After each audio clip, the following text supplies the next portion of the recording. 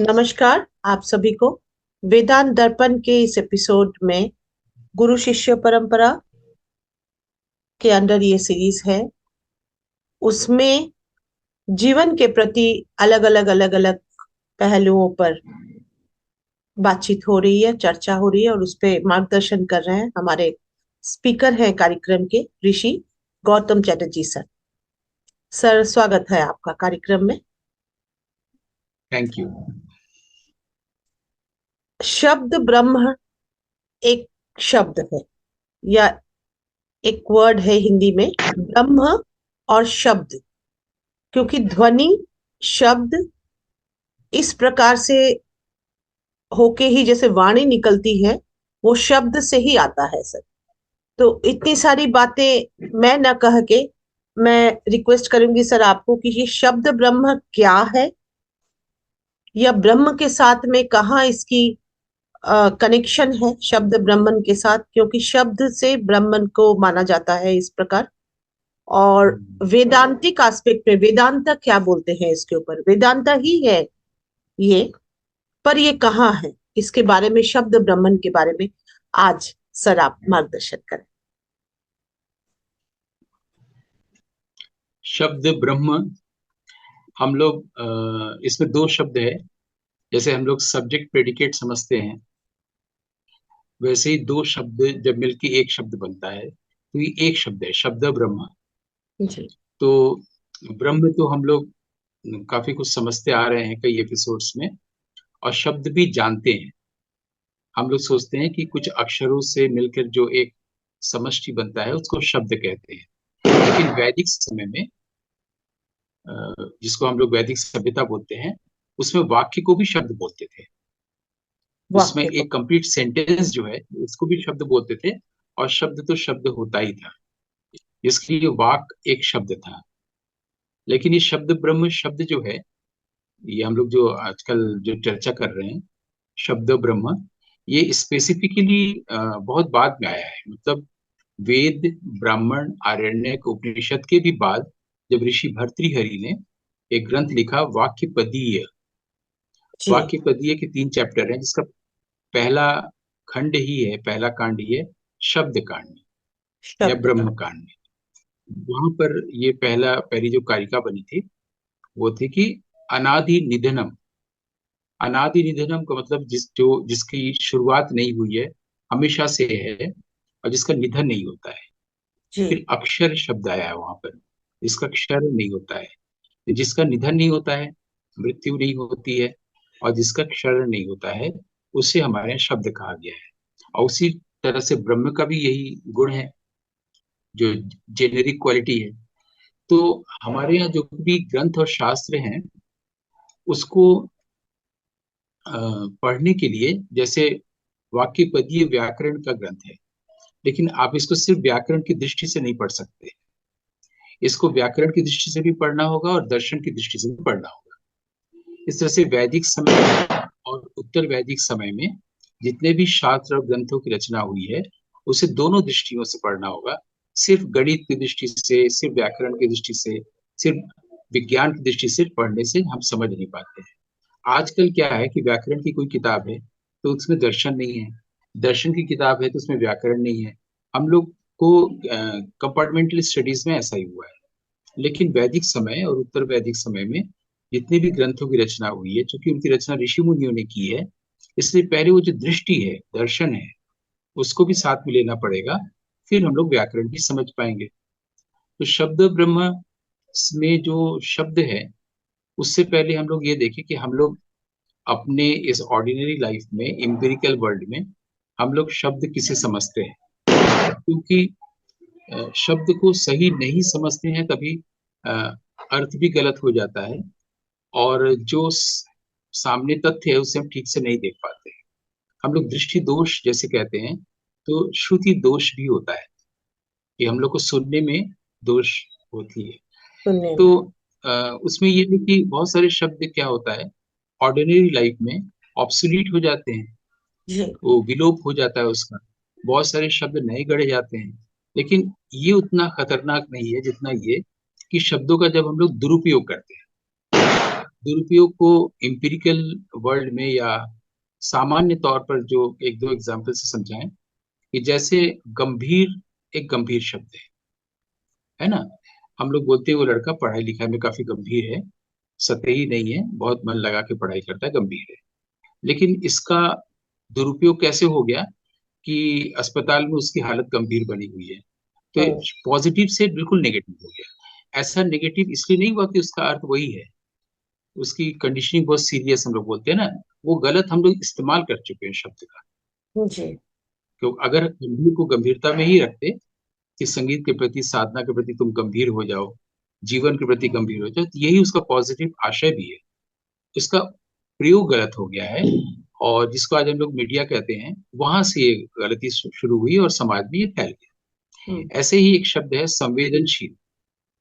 वो व्यक्ति संवेदनहीन है, उसमें कोई सेंसिटिविटी नहीं है, इसलिए सेंसिबिलिटी नहीं है, हम लोग बोलते हैं ना। लेकिन वो संवेदनशील है। वो जब चलता है तो अगर पाँव के पास चींटी आ गया तो उसे भी बचा के चलता है, कितना सेंसिटिव है, पोइट्री लिखता है ना। हम्म। लेकिन उसका मीडिया कैसे यूज करती है, शब्द का कर चुकी है कि संवेदनशील इलाकों की कर्फ्यू की गश्त बढ़ा दी गई है। हम्म। तो अगर कोई इलाका संवेदनशील होगा, वहां कभी युद्ध झगड़ा नहीं। दंगा होगा ही नहीं।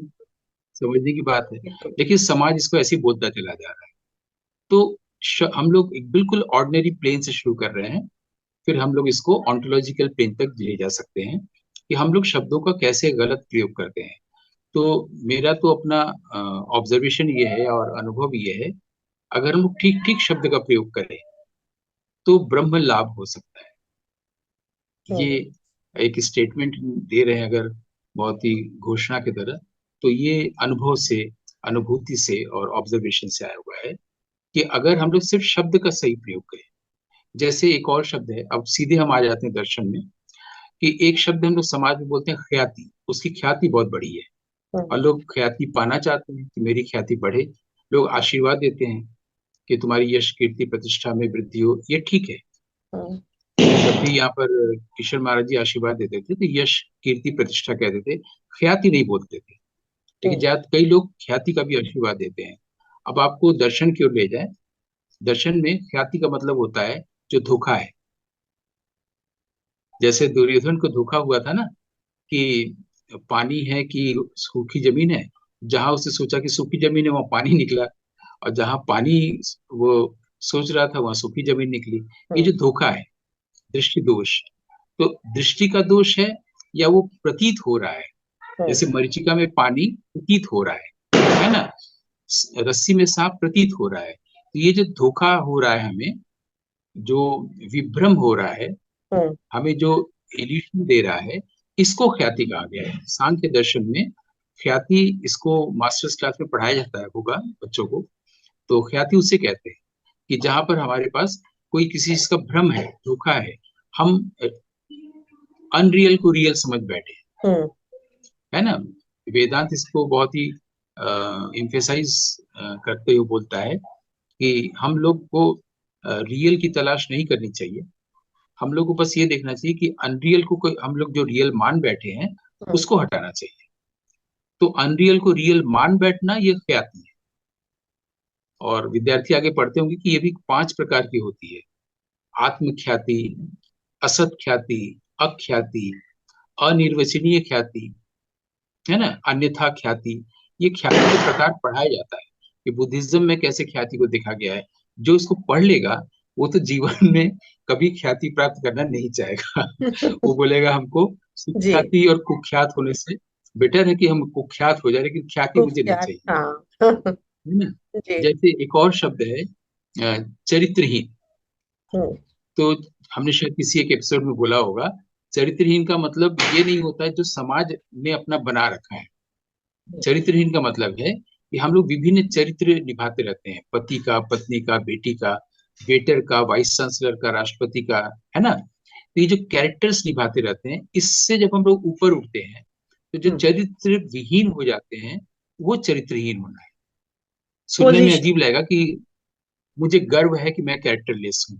हम्म। ये सेंटेंस लोगों को सुनने में अजीब लगेगा, इसलिए मैंने सर सजेस्ट भी किया था कि स्वीडिश प्ले राइट थे स्ट्रिंडबर्ग, ऑगस्ट स्ट्रिंडबर्ग। उन्होंने कई प्लेस लिखे हैं और विश्व प्रसिद्ध व्यक्ति हैं।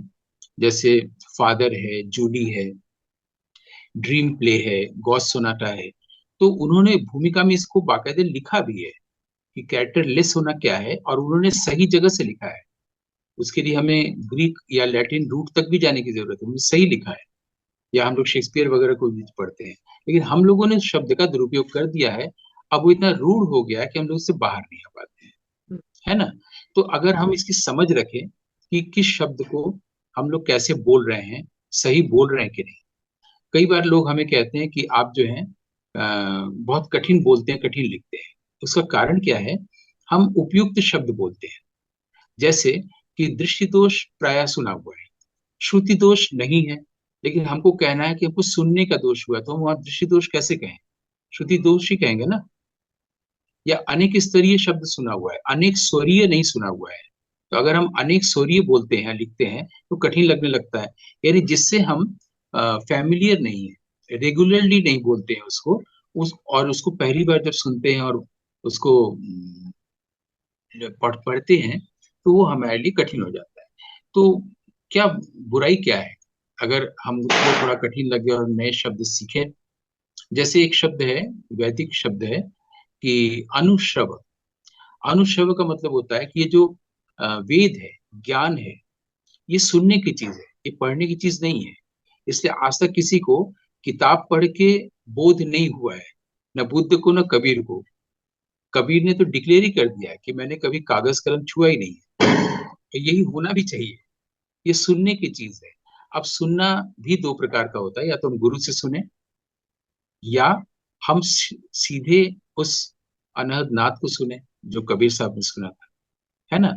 या रामकृष्ण की तरह सुने, जो काली कह रही है वो सुन पाते थे, हम्म, जिसके लिए उन्होंने स्वामी जी को भेजा था। लेकिन यहाँ पर गलतफहमी भी नहीं होनी चाहिए। हमने किसी के एपिसोड में बोला कि कॉन्वर्सेशन विद गॉड, वाल्स की जो किताब आई थी, जो जी। कॉन्वर्स कर रहा है वो कौन है? उसने तो ये इसको जानने में समय बिताया ही नहीं। आम आदमी क्या करता है, वो भगवान से बात बोलता है कि भगवान तुम मेरे बच्चे को बचा लो, भगवान एग्जाम में पास करा दो, भगवान ऐसा कर दो, भगवान मेरे साथ बहुत तकलीफ है, तो मुझे इस संसार से उठा लो। ये सब भी सब भगवान को बोलते रहते हैं। इसी क्रम में वो कॉन्वर्सेशन विद गॉड हुआ है। वहां पर कोई एनलाइटनमेंट की व्यवस्था नहीं हुई है, क्योंकि हम लोग अब तक ये देख चुके हैं, जब माइंड नहीं होगा, माइंडर नहीं होगा, या अहंकार नहीं होगा, ईगो नहीं होगा। अहंकार का मतलब ये नहीं कि मैं बहुत महान कोई व्यक्ति हूँ। अहंकार का मतलब है माइंड का होना। ईगो का होने का मतलब वो फ्रॉइड वाले ईगो नहीं है, सुपर ईगो और दूसरे ईगोस। ईगो का मतलब है कि मैं हूं, ये सेंस का होना। हम्म, और जब तक मैं हूं, इस सेंस से व्यक्ति बनता है, व्यक्तित्व बनता है ना, जिसको हम अंग्रेजी में माइंडर शब्द दिए हैं। जी। ये जब तक रहेगा तब तक आपको इस ब्रह्म की अनुभूति, ईश्वर की अनुभूति हो ही नहीं सकती। हो ही नहीं सकती। ईश्वर की अनुभूति के लिए आपको अपनी हस्ती को मिटानी पड़ेगी, गालिब के शब्दों में। तो ये जब हस्ती मिटेगी, ईगो मिटेगा, माइंडर मिटेगा, तब वो अनुभूति होगी। और तब कहा जाएगा कि मैं ही वो हूँ, यू आर दैट तत्वमसि, है ना। तो तत्वमसि। जब हम हटे ही नहीं है, तो ईश्वर से बात कौन कर रहा है? यानी हम, यानी कि माइंड के लेवल पर रह गए हैं, और जिससे बात कर रहे हैं वो एक फैलेसी है। बिल्कुल। ईश्वर से बात नहीं हो रही है ना। वो एक हमने मान लिया है, हमने प्रोजेक्ट किया है, वो माइंडर ने प्रोजेक्ट कर दिया है। तो वो ख्याति हुई, हम्म, वो धोखा हुआ कि बिल्कुल। माइंड ने ही एक प्रोजेक्शन कर दिया है कि हाँ, ईश्वर जैसी कोई चीज है और हम उससे बात भी कर रहे हैं। हम हम्म, मन की सब बातों को कर रहे हैं। मन की सब बातों को कह रहे हैं, मतलब माइंड के पास अच्छी बात होती नहीं है। माइंड के पास हमेशा कॉन्फ्लिक्ट है, दुख है, आशंका है, परेशानी है, इच्छा है, भय है, सुरक्षा की चाह है, प्रेम की चाह है। ये सारी चीजों को हम प्रोजेक्ट कर दिए ईश्वर पर, जो हमसे कोई श्रेष्ठ है मान बैठे हैं, और उसको कह रहे हैं। हमने 40-50 साल अपने जीवन की उम्र गुजार दी, 60 साल, 70 साल, हम्म, लेकिन ये जाना ही नहीं है कि हमने ईश्वर से बात की ही नहीं। वो प्राइवेट स्पीच था, हम अपने आप से बात करते रहे। इतना समय अगर हम अपने आप को हटाने में देते, व्यक्तित्व को, हस्ती को मिटाने में देते, तो अस्तित्व खुद प्रकट होता। फिर मैं और वो अलग अलग नहीं होते। यानी हमने शब्दों का दुरुपयोग किया। मन को शब्द चाहिए। अगर मन को शब्द नहीं दिया जाएगा तो मन मर जाएगा, उसका निधन हो जाएगा। लेकिन जिस शब्द की हम लोग बात करने चले हैं आज, उसका निधन नहीं होता है। अनादि निधनम, ये सबसे पहला जो पूरे पहले मंत्र में पहला लाइन आता है वाक्यपदीय का, वो ये है। ऋषि भर्तृहरि पहले यहाँ राजा थे हमारे मिर्जापुर के पास बनारस में, और बाद में ऋषि हुए थे। और उसको हमारे यहाँ गांव गांव में उनका नाम बहुत प्रसिद्ध है, भरथरी बोलते हैं लोग, क्योंकि वहां पर तो तत्समय बोल नहीं पाते हैं।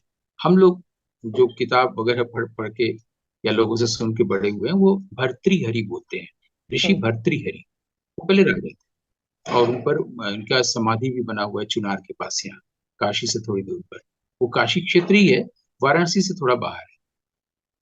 तो ये जो अनादि निधनम है, जिसका निधन नहीं होता है, इस शब्द का निधन होता है, होना चाहिए, जिसको हम लोग बोलते हैं दुरुपयोग करके। क्योंकि गोपीनाथ कविराज जी थे, उन्होंने कहा है कि शब्द है तो मन है। अगर मन को खत्म करना है तो शब्द मत दीजिए उसको, है ना। इस तरह से भी हम लोग मौन के पास से जा सकते हैं, रिफ्यूजी हो सकते हैं, मौन की शरण में जा सकते हैं। और यहाँ तक कहा गया है कि अगर हम मौन की शरण में हैं तो ये जो बाहरी वर्ल्ड जो है वो हमें डिस्टर्ब नहीं करेगा, पर्टर्ब नहीं करेगा। करेक्ट। अब इससे बड़ा भरोसा और क्या चाहिए, है ना। तो अब उसके बाद अगला स्टेप ये, पहला स्टेप तो ये है कि हम लोग शब्दों को जानते ही नहीं है। हम्म। और जैसा कि मैं कई बार बोल चुका हूँ कि हम लोग कबीर, सुर, तुलसी, मीरा आदि के पद गाते हैं, अपना वर्ष नहीं गाते हैं, अपना पद नहीं गाते हैं, क्योंकि अपना पद कभी ढूंढा ही नहीं, कभी अनुभूति हुई नहीं। हम लोग दूसरों का पद गाते हैं। कबीर ने दूसरे का पद नहीं गाया, मीरा ने नहीं गाया, रविदास ने नहीं गाया, है ना। तो आदमी अपना पद भी गा सकता है, यही तो इन लोगों ने कहा। और लोग हंसते होंगे जब हम लोग दूसरों का या उनका पद गाते हैं है ना। तो सिंग योर ओन वर्स, जो बार बार हम लोग कई एपिसोड में बोल चुके हैं, कि अपना पद गाने के लिए आपको उन सारे शब्दों से हटना पड़ेगा जो हम लोग व्यवहार में लाते हैं, है ना। और जब भी कोई शब्द बोले, इस पर भी शायद कभी बात हुई है, जैसे ब्यूटी, लव, बीएटिट्यूड, बीएटिफिक, ग्रेस, ये सब शब्द हम लोग प्राय बोलते हैं। क्या बोलते हम लोग उसको जिए हैं? इवन हम लोग आत्मा भी बोलते हैं, ब्रह्म भी बोलते हैं, है ना, ईश्वर भी बोलते हैं, सत्य भी बोलते हैं। क्या उसको हम जिए हैं? जब भी हम जी करके बोलेंगे, हैं। जिस भी शब्द को हम जी कर बोलेंगे, अभी हम ऑर्डिनरी लेवल पे बात कर रहे हैं, इंपेरिकल लेवल पर, अभी हम फिलोसॉफिकल, ऑन्टोलॉजिकल, सोटोरियोलॉजिकल उसमें अभी गए नहीं है, एकदम ऑर्डिनरी प्लेन पर बात हो रही है। हम्म। अगर हम किसी शब्द को जी के बोलेंगे तो हम उस शब्द को नहीं बोल रहे होंगे, शब्द ब्रह्म हो चुका रहेगा। सिंपल जी। बात है, अभी हम गए ही नहीं फिलोसॉफी में। अगर हम किसी शब्द को, अगर हम सत्य बोल रहे हैं कि देखो भाई मैं तो सत्य बोलता हूँ, सत्य को तुमने अनुभूति तुम्हारी पास है, तुमने जिया है। सत्य को हम अगर जिएंगे तो सत्य ही बोलेगा ना। बिल्कुल। और सत्य जब भी बोलेगा तो मौन में बोलेगा या फिर संकेतों में बोलता है, इशारों में बोलता है। तब उसकी एक भाषा तैयार होती है, उसी को संध्या भाषा कहते हैं। वैदिक भाषा संध्या भाषा है। और मुझे कभी कभी पहले अफसोस भी होता था कि जितने भी वैदिक स्कॉलर्स हुए हैं, उन्होंने कभी इस पर ध्यान नहीं दिया। कहीं किसी किताब में अभी तक नहीं पाया गया है कि वेद की भाषा संध्या भाषा है। संध्या भाषा शब्द के बोलने की शुरुआत हुई है कबीर, गोरख आदि नाथ सिद्ध संप्रदायों के हम्म। साधकों से। अच्छा। जबकि वैदिक भाषा ही संध्या भाषा है, क्योंकि वहां पर कहा गया अग्नि, समिधा, यज्ञ। तो ये क्या ज्ञान हुआ? गाय। ठीक है, आप वेद पढ़ने जाइए, उसमें लिखा हुआ है सोमरस, गाय, अग्नि। आप क्या ज्ञान प्राप्त करके लौटे वैदिक वाङ्मय से, वैदिक स्कूल से? कुछ भी नहीं मिला ना। तो पहले से जानते हैं आग क्या होता है, गाय क्या होती है। लेकिन इन शब्दों की ओट से जो हम्म। कहा जा रहा है संकेतों में, वो ज्ञान है, वो वेद है। वो वेद। और इसको समझाने के लिए थोड़े से लोगों ने ही हम लोगों के लिए कोशिश की है, आसान बनाने के लिए, जैसे कि श्री अरविंदो। बल्कि उन्होंने एक पूरी वोकेबलरी, एक पूरा ग्लॉसरी बना दिया शब्दों को लेकर। श्री अनिर्वाण, ये लोग, उन्होंने वेद मीमांसा लिखी है कई खंडों में, चाहे तो लोग पढ़ सकते हैं, बांग्ला में हुआ है। अभी तक उसका सिर्फ इंट्रोडक्शन और फर्स्ट चैप्टर ही इंग्लिश में हुआ है। अनिर्वाण बहुत बड़े साधक थे। ऐसे श्री अरविंदो, इन लोगों ने वेद पर इस तरह से काम किया कि हम लोग वेद को समझ सके, पढ़ सके, वरना कोई भी पढ़ने जाता है, विशेषकर संस्कृत जानने वाला, वो भी समझ नहीं पाता है ना। तो अगर हमें वैदिक शब्दों को जानना है, या हमें उस शब्द को बोलना है जिसे हम बोलना चाहते हैं, तो उसको फील करके, रियलाइज करके, उसका मतलब क्या है जान लें, फिर बोलें। बिल्कुल। जैसे हम लोग ग्रेस शब्द के लिए ही बात किए थे। कभी कोई हिंदी में गरिमा लिखता है, कभी कोई अनुकंपा लिखता है ना। तो या हम लोग कई बार ये लिखते हैं कि जैसे हम लोगों ने उसके लिए, चार्मिंग के लिए, चार्म के लिए चारुता शब्द आए थे, चारू। है हाँ। ना, कि चारू या चारुता, चारू बोले चारू थे सर कला आप। भी होता है, लेकिन ये चारू कला। अनुवाद कर रहे हैं हम लोग। चारू कला, ये हम्म। हम लोग अनुवाद कर रहे हैं। चार्म हाँ। के लिए चारू या चारुत्व, है ना। उसके पहले ग्रेस के लिए गरिमा या कृपा या अनुकंपा, ये हम्म। अनुवाद कर रहे हैं। लेकिन अभी हमें ग्रेस, हमारे हमारे हम पर कोई ग्रेस हुआ नहीं है, हमारे ऊपर कोई अनुकंपा हुई नहीं है, हमारे ऊपर किसी भी तरह का जिसको कहते हैं कि चामनेस आया नहीं है। तो फिर हम शब्द को बोल कैसे रहे, है ना। तो इसके लिए शब्द को कैसे अनुभूत करें, रियलाइज करके तब बोलें, ताकि करेक्ट वर्ड बोले, हम्म। एप्ट शब्द का ही प्रयोग हो। इसके लिए बहुत आसान रास्ता हम लोग को ब्रह्म कांड में, वाक्य पद्धति में बताया गया है कि अगर हम शब्द से पहले अपने आप को रिक्त कर दें या मुक्त कर दें, हम्म। यानी कि मन न हो, तो हम लोग प्रेजेंट मोमेंट में होंगे, शांति में होंगे और मौन में होंगे। मौन का मतलब ही जहाँ कोई शब्द नहीं है, जी। जहाँ वो शब्द नहीं है जो हम लोग गलत बोलते हैं, जिसका दुरुपयोग करते हैं। मौन में आने से क्या हुआ, सबसे पहले कि हम शब्द का दुरुपयोग अब नहीं कर रहे हैं, ये शुरुआत हो गई। और मौन में होने से क्या होगा, मौन से बनता हुआ जो शब्द होगा, वो हम्म। ब्रह्म यानी कि ट्रांसेंडेंटल स्टेट से आता हुआ शब्द होगा। फिर हम्म। हम लोग थोड़ा ही करेंगे, कम शब्दों का प्रयोग करेंगे, और वो शब्द ब्रह्म। बिल्कुल। हमको अलग से ब्रह्म को जानने की जरूरत नहीं होगी। हम जो भी शब्द बोलेंगे, वो ब्रह्म अपने आप को बोलता हुआ होगा, क्योंकि हम पहले उस स्टेट को पा चुके हैं जिसको हम लोग मौन कह रहे हैं। इसी का दूसरा रूप है, विराट रूप है, अनहद नाद। जी। तो जब नाद से कोई चीज आ रही है, तो वो एक शब्द होता है, और दूसरा होता है सुर। हम्म। ठीक है। तो साउंड, म्यूजिक, दोनों ही उसी अनहद नाद से आता हुआ है।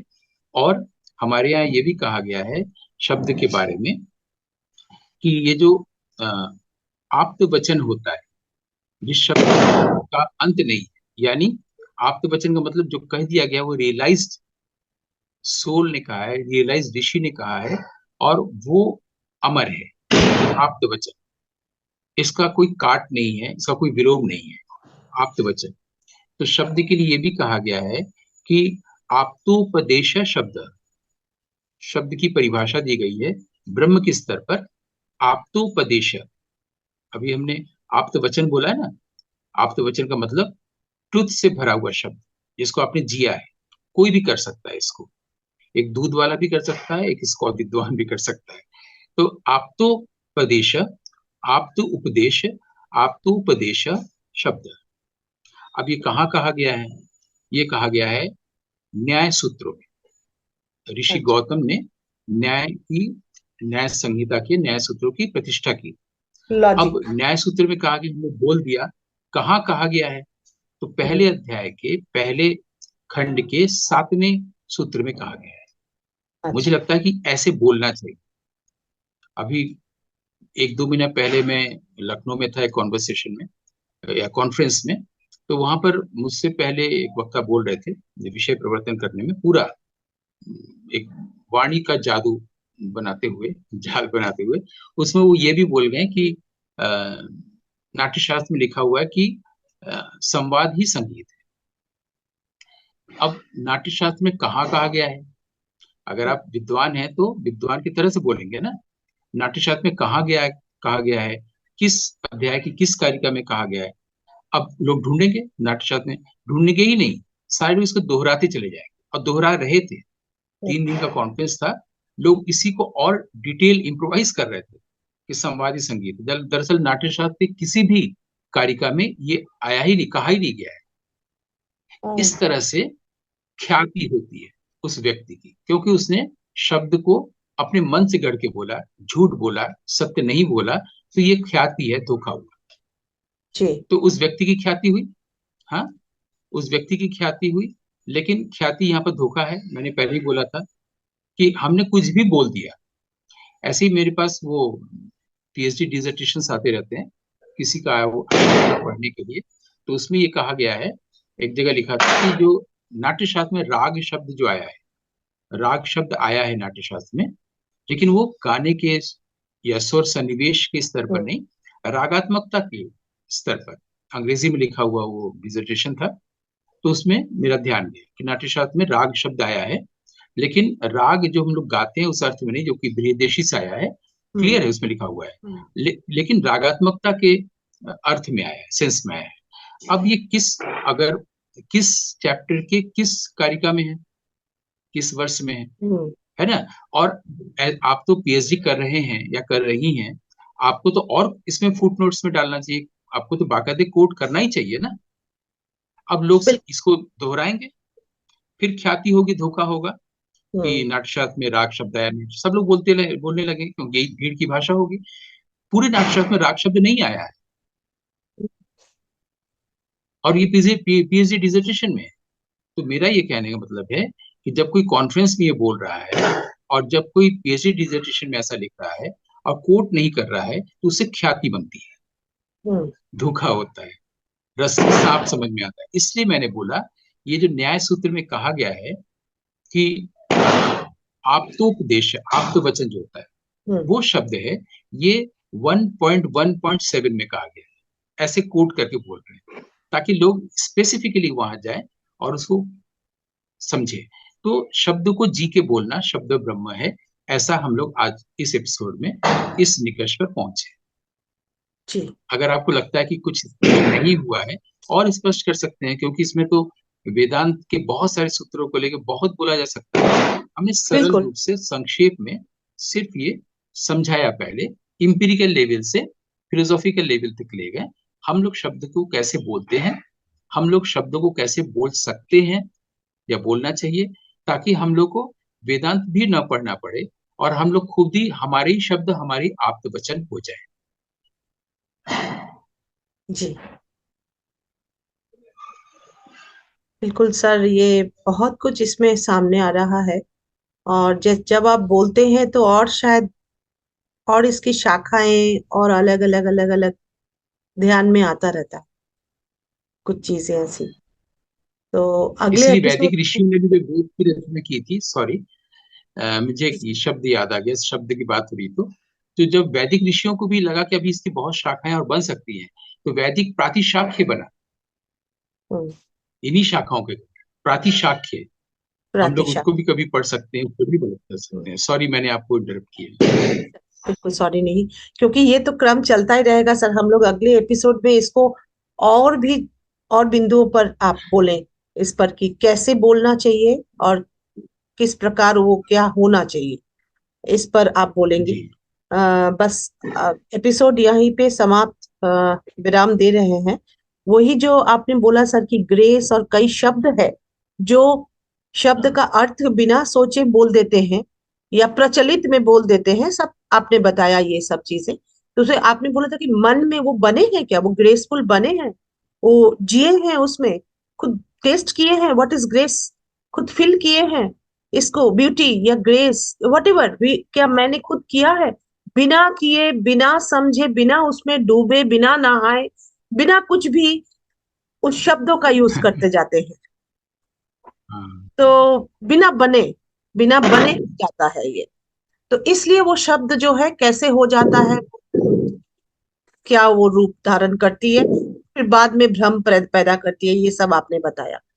तो बस कितना सरल, मुझे ध्यान आया ये वचनामृत का। श्री रामकृष्ण परमहंस कहते हैं, बस एक शब्द, उसमें एक वाक्य है सर कि मन और मुख को एक करो। बांग्ला में है मोन और मुख एक करो, एंड मंत्र को उन्होंने तोड़ दिया था, मोन तोर। मंतर अगर ये है तो तोर को बांग्ला में बोला जाता है तू। तो मोन तोर अर्थात मन तुम्हारा है। उसी को फिर एक और वे में उन्होंने बोला कि मोन और मुख एक करो, अर्थात मन और मुख को एक करो। इतने सरल शब्दों में वही चीज आपने सर इतना सुंदर व्याख्या किया शब्द ब्रह्मन के द्वारा।